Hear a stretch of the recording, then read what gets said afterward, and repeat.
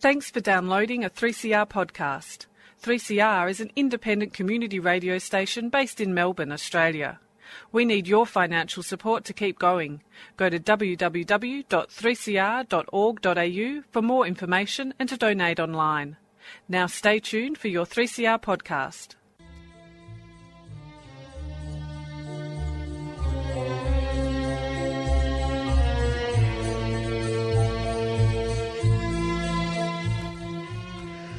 Sabah al-Khair, good morning dear listeners. You're listening to Radio 3CR on 855 AM and Palestine Remembered with Yusuf Ahmed al-Rimawi, Nasser Mashni and Robert Martin.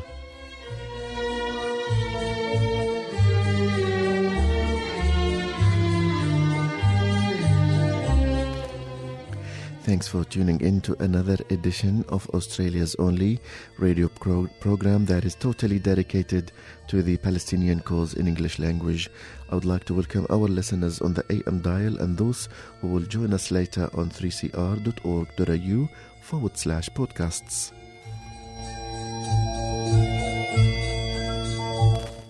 Our guest this episode is Michael Shaik. Michael has worked for a peaceful solution to the Israeli-Palestinian conflict since 2003, when he was the media coordinator for International Solidarity Movement in occupied Palestinian territories.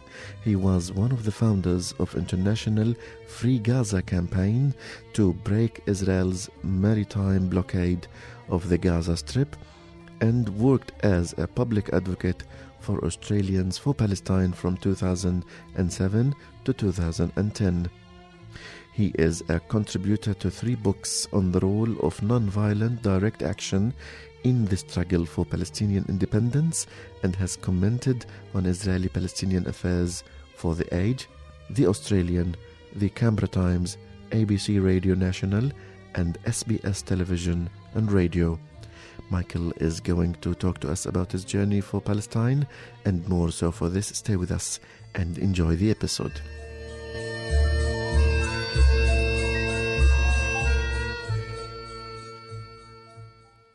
Good morning, gentlemen. Good morning, Yusuf, and good morning, Michael. Good morning. We have a guest, a friend, a commentator today. I'm very pleased and excited to be speaking to Michael Shaik. And I also wanted to say that Michael Shaik I would call a very, very good friend of mine. Michael is someone that I go to for information about Palestine and politics. He has a very, very good knowledge of it all. Sometimes he doubts himself with his knowledge, but he bamboozles me when he comes up with it. So I'm absolutely honoured to have you here, Michael, and I really mean that. Thank you for taking the time to come and see us. Thank you. I can bamboozle you anytime. We'll start, Michael, with how you came to be involved with Palestine. Tell us something about yourself for the listeners who don't know you, and how you came to be involved with the Palestinian issue in general. And if you miss anything out, I'm going to correct you, because I know that you're very, very humble. You're very humble. So don't miss anything, because we know, we're watching. Okay. All yours. I'll give you the short version. Well, we've only got half an hour, so, you know. No, look, I mean, I got involved when I was backpacking around the Middle East during the Second Intifada, and I wasn't really politically active, but I met a few people who were doing human rights work in the occupied territories. I went along to see what it was like. I was a bit upset about what I saw. So I volunteered to become part of the International Solidarity Movement. Just on that, what was it that you saw, particularly that changed you? What was it? I saw it when they were bombing Bethlehem and Yasser Arafat's compound there. I saw the checkpoints. I saw the villages under curfew. I saw the settlers attacking Palestinians while they tried to harvest their olives. It's very confronting to see unarmed civilians being brutalized by heavily armed Israelis. But when you actually see it up close, when you actually see a house demolition, and you say, well, why did they demolish the house? Because they wanted the land for neighbouring settlements and things like that. You know, I've witnessed too, and it moves you. So from there, you joined ISM? Yes, I volunteered to become part of the International Solidarity Movement, because during the Intifada, the Palestinians did try to non-violently mobilise against the occupation, but they were met with devastating amounts of lethal force. I mean, hundreds were killed. So they said, look, if you want to help, we need people from, Western countries whose lives are frankly worth more than Palestinian lives, and that the Israelis can't just shoot with impunity to help us in this respect. So a group of Americans and Europeans and Canadians and what have you, they came over and they helped. When the Church of Nativity was besieged by the Israelis, it was the internationals who helped get food into the Palestinians who were taking refuge there. When Yasser Arafat's compound was besieged by the Israelis, it was the international solidarity movement that helped. So I joined as a media coordinator, which I enjoyed doing. Tried to get news out about what was happening to the foreigners while they were helping the Palestinians, and I was there for quite some time.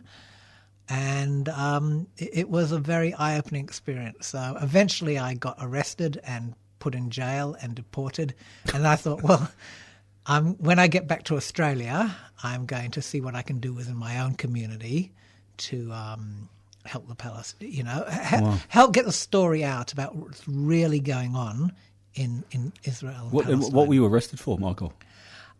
Technically, I was a threat to Israel's security. You look pretty mean. Well, I never got to find out. I mean, I know I didn't break any laws while I was there. All I did was my job. But they were shutting down the international solidarity movement there. They'd killed 2 of our activists, and that had made headline news around the world. So they decided what they were going to do was arrest the long-term activists, the people who had the knowledge about how to navigate checkpoints, about who to phone when you get in trouble and all that. And that's how they were going to break the organisation. So one by one, they caught us and deported us from the country. Now, they didn't have any evidence on me, but they presented a secret file at my trial as to why I was a threat to Israel's security. The judge had held it, and I was deported on that basis. And you mentioned killing 2 Solidarity activists. Rachel Corey was? Yes. She was the first. I believe you and Rachel had met. Yes. Well, we did our training together. I stayed back at the office in Beit Zahor, and she was in the Gaza Strip. And at that time, along the border with Egypt, Israel was creating a sterile zone, and they were just demolishing hundreds of Palestinian houses. So, just what's a sterile zone? A place where they can just there's nothing that will interrupt their field of fire. So essentially, they were just flashing this whole neighbourhood.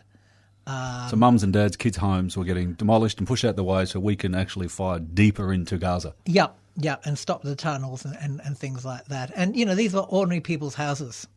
So the peace activists there were trying to stop them. And sometimes they were successful and sometimes they weren't.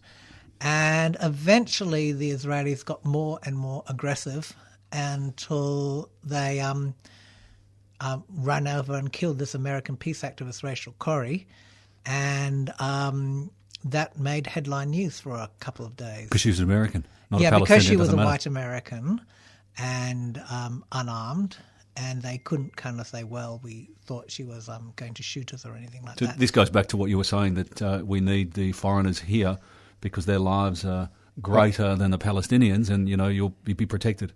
But yet she wasn't protected in the end. Yes, but even so, there were a lot of Palestinians killed that day. They never made the news. No. So that's what I mean, a Western life is worth much more than an Arab life, and there's a lot more explaining to do. It's also that, if they kill a Palestinian, they'll say, well, he was carrying a gun. And nobody will question that because, if it's a Palestinian's word against an Israeli's word, they'll never believe the Arab's word. That's just the way the world works.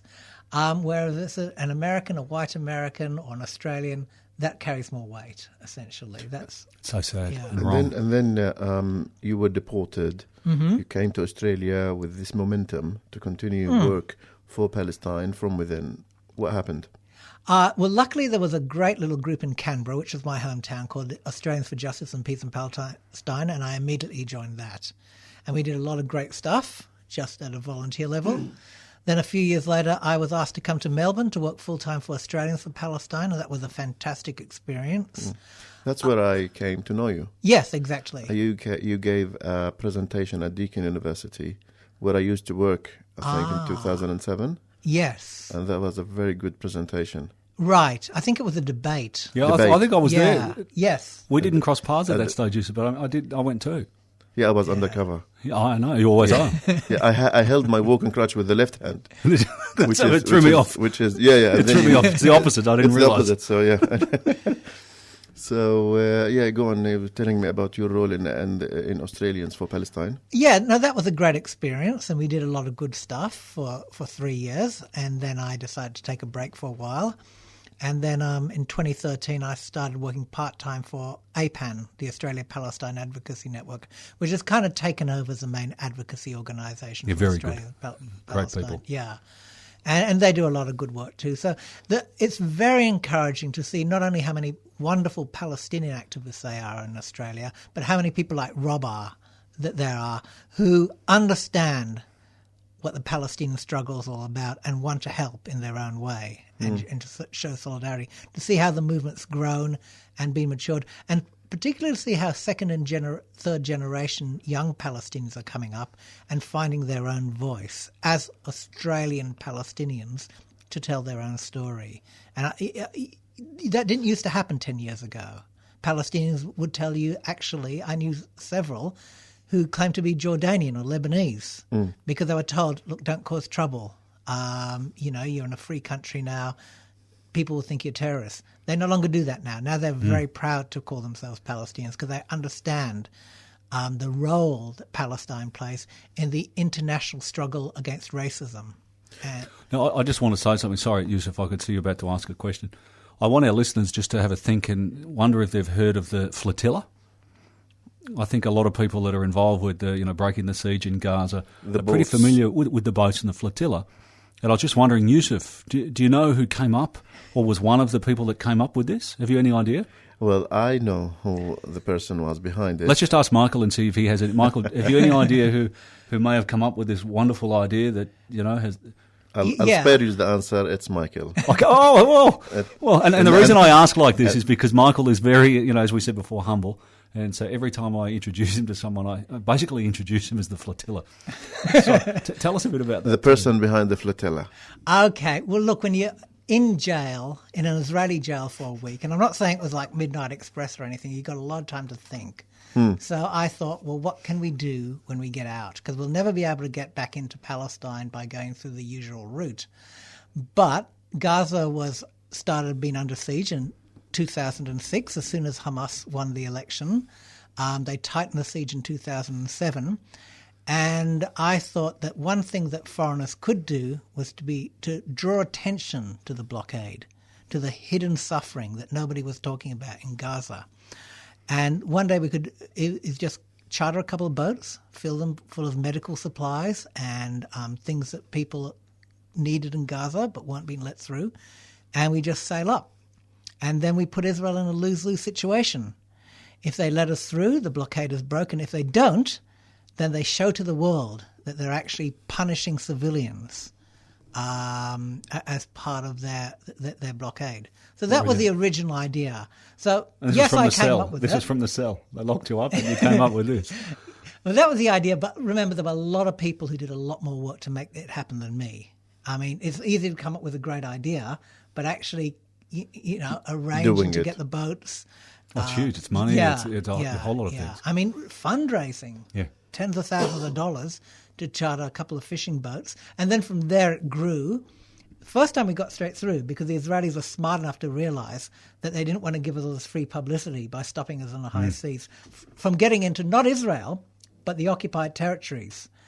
Then when Netanyahu got in, they became a lot more stupid and they did the worst possible thing. They not only stopped us, but they boarded it, shot 9 people, created a diplomatic crisis with Turkey, which was their main ally in the Middle East at that time, and the relation still hasn't recovered, and also shone a spotlight on what they were doing. But, I mean, it was a tragedy that people had to die.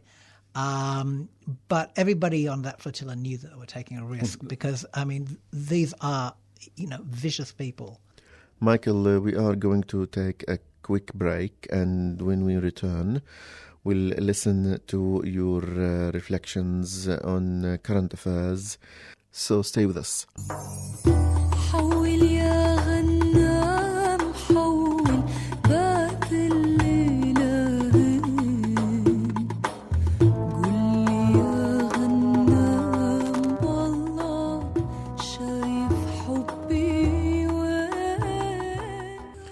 You're listening to Palestine Remembered on 855 AM.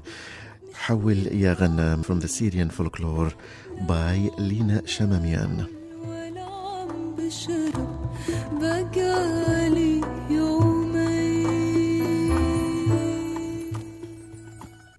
Michael, before the break, you mentioned the flotilla and the attempts to break the blockade on Gaza. It's been 11 years, and during this 11 years, the political split between West Bank and Gaza, the political split within the Palestinian political spectrum, Fatah and Hamas, and the polarization. But recently we are witnessing a bit of light at the end of the tunnel. Are you optimistic about the reconciliation talks between Hamas and Fatah, supported by Egypt this time? Personally, I wouldn't say I'm optimistic. I'm hopeful. I don't think the split, for all that's been made of it, represents any deep split within Palestinian society. There is no really deep split between Palestinian secularists and Islamists. I think that's a beat-up. I think it's mainly been manipulated by outside forces. All Palestinians want a reconciliation and a united front presented to Israel and the rest of the world on this issue. The trouble is, even if Abbas is sincere in his determination to heal the split, he's going to come under tremendous pressure from Israel and the United States to walk away from reconciliation.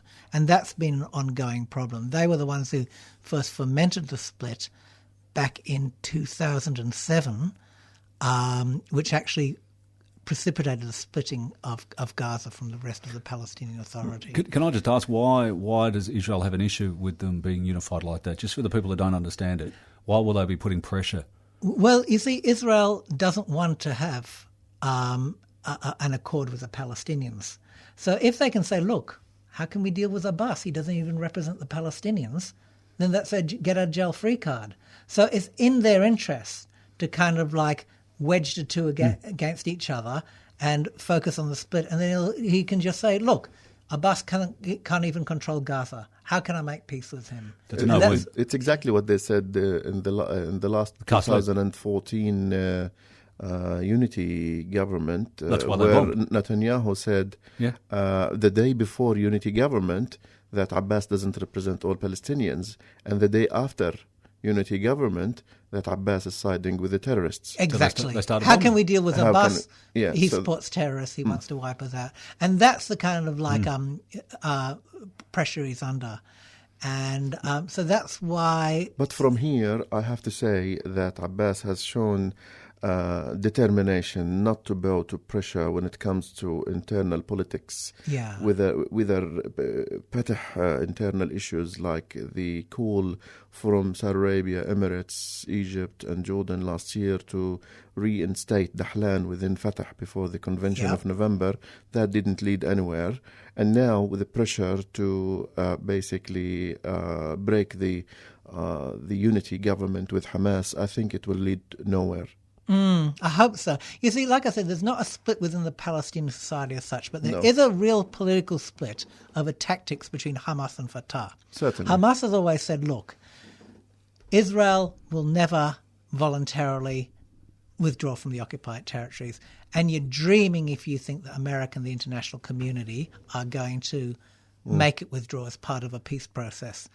Fatah have always said, look, we cannot possibly win in a military struggle against Israel. The peace process is all we've got. And in a way, they were both right. I was just going to say, there's points to both, isn't there? Yeah, there are points. what they've realized is they've both failed. There is no military solution because Israel has overwhelming power, and they use Palestinian resistance to distract from the structural violence of the occupation, the apartheid systems they've imposed upon them. But also the idea, I think even, Fatah and the Palestinian Authority realize that the idea that one day the international community would make Israel withdraw from the occupied territories or persuade them to was a fantasy. And that's not going to happen. So what that means is essentially that in a way, Likud has achieved its vision of creating a single apartheid state between the Mediterranean and Jordan. And that's going to be there for a long time. And if the Palestinians are going to be in this for the long haul, they're going to have to reunify against a common program of resistance. And they're both going to have to admit that they both were right and they were both wrong and find a way forward here. Because the situation right now, not only in Gaza, which is catastrophic, but even in the West Bank. I mean, there was a very good program on ABC2 called Extreme World with Ross Kemp. And he went to the West Bank, and, there's a terrible problem with synthetic marijuana over there. And, the Palestinians have never really had a problem with that kind of delinquency.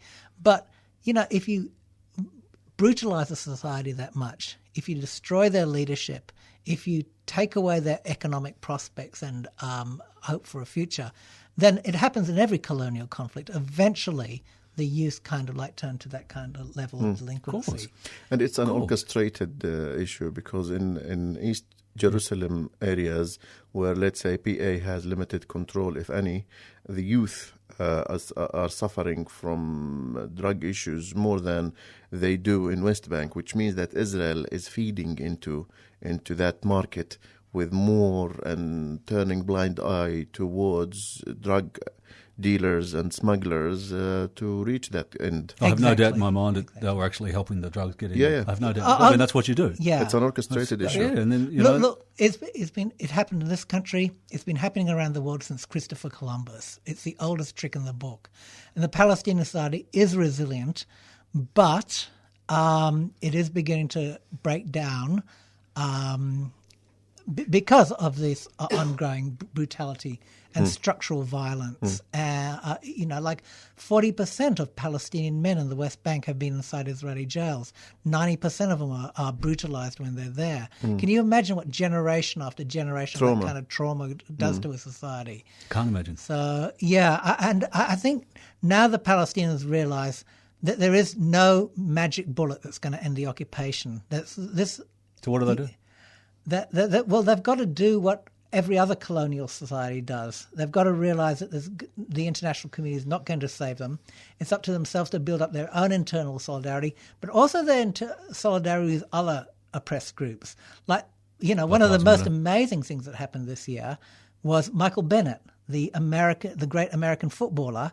He was going to go on a tour of Israel, first class by the Israel lobby, and he refused. He said, "I will not be a goodwill ambassador. I'm not going to be used."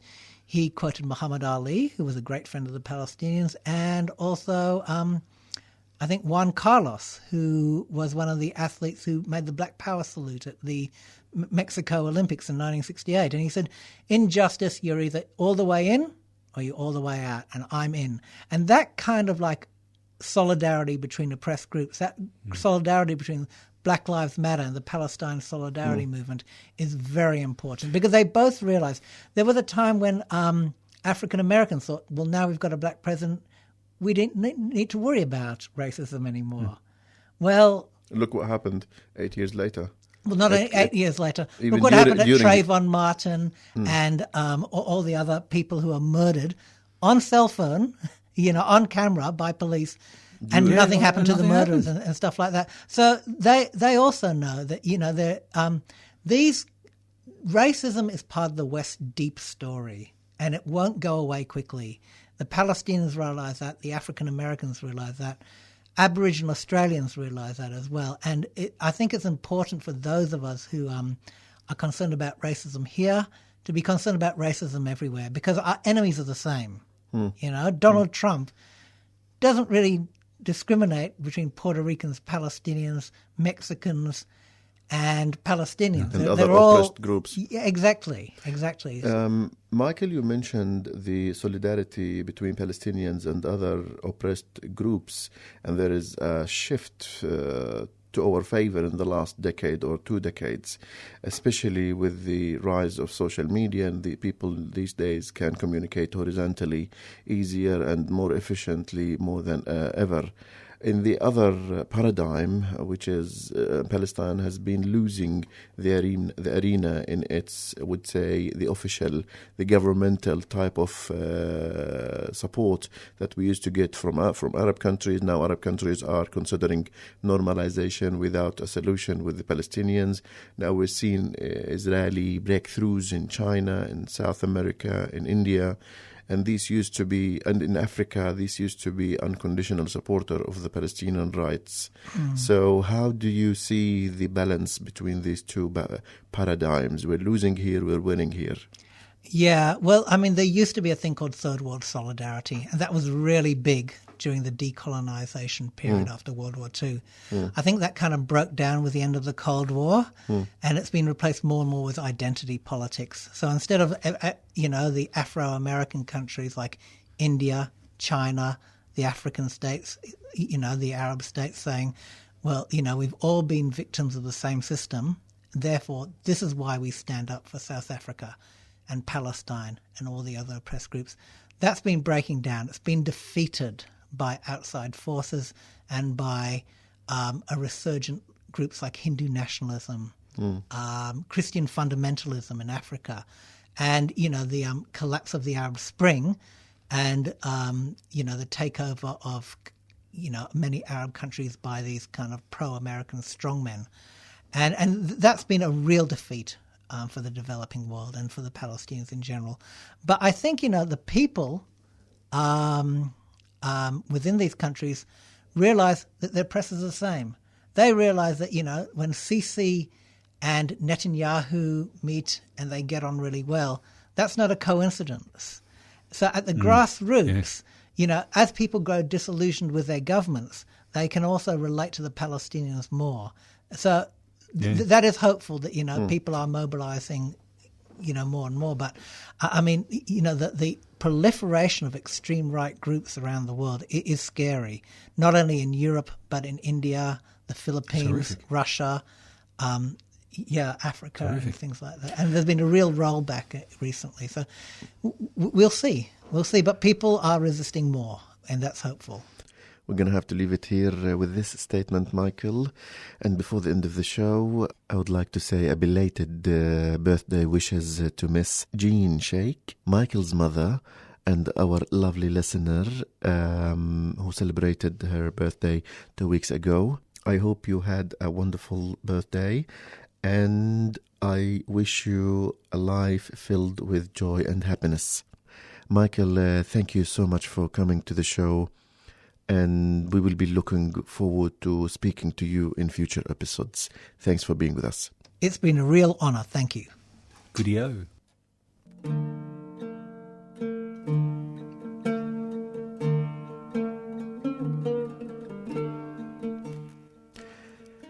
With this, we've come to the end of this week's episode of Palestine Remembered.